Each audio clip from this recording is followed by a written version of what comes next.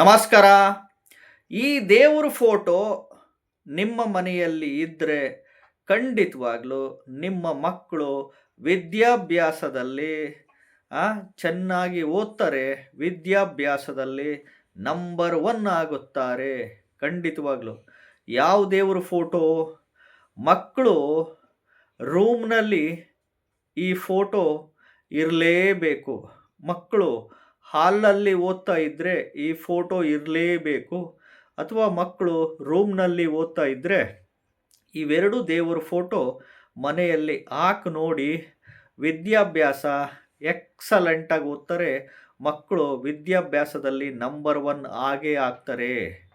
Compulsory ಇವೆರಡು photo ಮನೆಯಲ್ಲಿ ಹಾಕಿ. ಇದು ಎಲ್ಲ ಮಕ್ಕಳಿಗೂ ಅನ್ವಯ ಆಗುತ್ತೆ.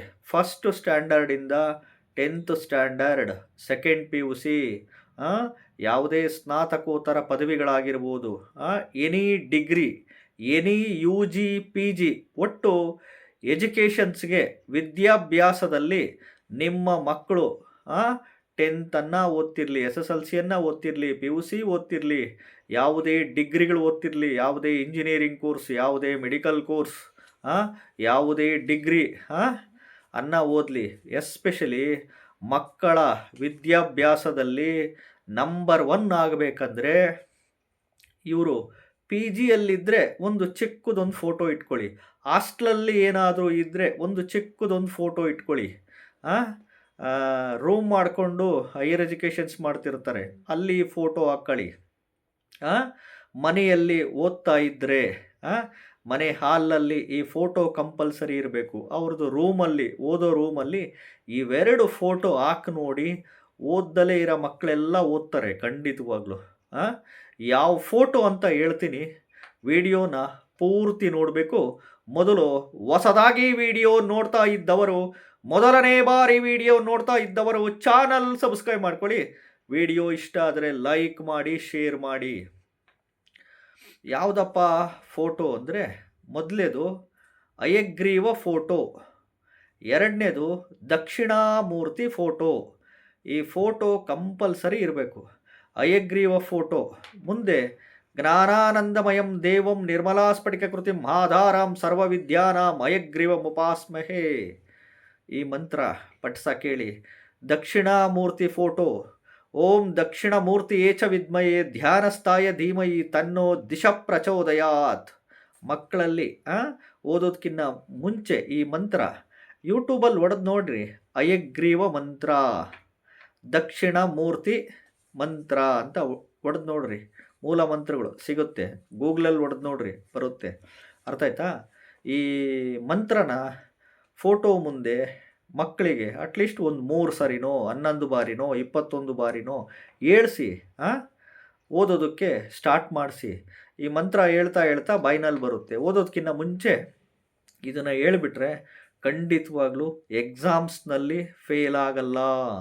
ಎಕ್ಸಾಮ್ಸ್ನಲ್ಲಿ ಸಕ್ಸಸ್ ಆಗ್ತಾರೆ. ಒಳ್ಳೆ ಪರ್ಸೆಂಟೇಜ್ ಬರೋಕ್ಕೆ, ಒಳ್ಳೆ ರಿಸಲ್ಟ್ಸ್ ಬರೋಕ್ಕೆ ಇದು ಅನುಕೂಲ ಆಗುತ್ತೆ. ಅದಕ್ಕೆ ನಾವು ಜಾತಕದಲ್ಲಿ ಹೇಳ್ತಿರ್ತೀವಿ, ನಿಮ್ಮದು ಯಾವುದೇ ರಾಶಿ ನಕ್ಷತ್ರ ಆಗಿರಲಿ, ಯಾವುದೇ ಲಗ್ನದಲ್ಲಿ ಹುಟ್ಟಿರಲಿ, ಎಸ್ಪೆಷಲಿ ದಶಾಭುಕ್ತಿಗಳಲ್ಲಿ 4ನೇ ಮನೆ ವಿದ್ಯಾಸ್ಥಾನ, 5ನೇ ಮನೆ ಜ್ಞಾನಸ್ಥಾನ, 9ನೇ ಮನೆ ಹೈಯರ್ ಎಜುಕೇಷನ್, 4, 5, 9, 11ನೇ ಮನೆ ಲಾಭಸ್ಥಾನ. ಈ ಮನೆಗಳು ಬಂದರೆ ಯಾವುದೇ ಗ್ರಹದ ದಶಾಭುಕ್ತಿಗಳಲ್ಲಾಗಲಿ ಮಕ್ಕಳು ವಿದ್ಯಾಭ್ಯಾಸದಲ್ಲಿ ಚೆನ್ನಾಗಿ ಓದ್ತಾರೆ. ಅರ್ಥ ಆಯ್ತಾ? ಅದಕ್ಕೆ ಹಯಗ್ರೀವ ಫೋಟೋ ಪ್ಲಸ್ ದಕ್ಷಿಣಾಮೂರ್ತಿ ಫೋಟೋನ ಮಕ್ಕಳು ಇರುವ ಮನೆಯಲ್ಲಿ ಮನೆ ಹಾಲಲ್ಲನ್ನು ಹಾಕಿ, ನೀವು ರೂಮಲ್ಲನ್ನು ಹಾಕಿ. ಯಾವ ದಿಕ್ಕಲ್ಲಿ ಹಾಕಬೇಕು ಅಂತ ಪ್ರಶ್ನೆ ಇರುತ್ತೆ. ಪೂರ್ವ ದಿಕ್ಕು ಅಥವಾ ಉತ್ತರ ದಿಕ್ಕು ಫೋಟೋ ಹಾಕಿ. ಪೂರ್ವ ದಿಕ್ಕಿಗನ್ನು ಹಾಕಿ, ಉತ್ತರ ದಿಕ್ಕಿಗನ್ನು ಹಾಕಿ, ಅಥವಾ ಪಶ್ಚಿಮ ದಿಕ್ಕಿಗನ್ನು ಹಾಕ್ಕೊಳ್ಳಿ. ಹಾಕಿ ಈ ಮಂತ್ರ ಮಕ್ಕಳ ಕೈ ಬಾಯಿಂದ ಪಠಿಸಿ. ಖಂಡಿತವಾಗ್ಲೂ ವಿದ್ಯಾಭ್ಯಾಸದಲ್ಲಿ ನಂಬರ್ ಒನ್ ಆಗ್ತಾರೆ. ವಿದ್ಯಾಭ್ಯಾಸ ಚೆನ್ನಾಗಿ ಓದ್ತಾರೆ. ಎಕ್ಸಾಮ್ಸ್ನಲ್ಲಿ ಫೇಲ್ ಆಗಲ್ಲ. ಎಕ್ಸಾಮ್ಸ್ನಲ್ಲಿ ಅಂದುಕೊಂಡಂಥ ರಿಸಲ್ಟ್ಸ್ ಖಂಡಿತವಾಗ್ಲೂ ಬಂದೇ ಬರುತ್ತೆ.